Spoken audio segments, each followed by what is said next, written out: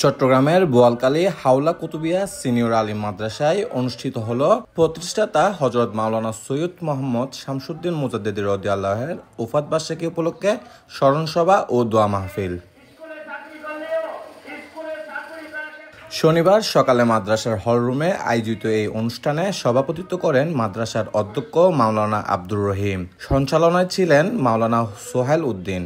অনুষ্ঠানে বিশেষ অতিথি হিসেবে উপস্থিত ছিলেন সৈয়দ মোহাম্মদ বদরুল মনির, সৈয়দ মোহাম্মদ একরামুল হক, সৈয়দ মোহাম্মদ মুদাসসের, মাওলানা হাবিবুর রহমান, মাওলানা জামিল উদ্দিন সহ স্থানীয় বিশিষ্টজনেরা।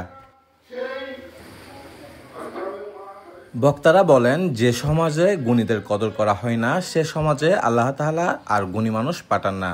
মাওলানা শামসুদ্দিন মুজাদ্দিদ রাদিয়াল্লাহু ছিলেন এই এলাকার জন্য এক আশীর্বাদ।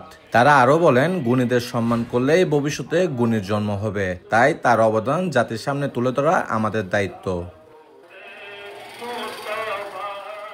হুসাইন মাহমুদের পাঠানো তথ্যচিত্রে desk report, CTG news, Chittagong.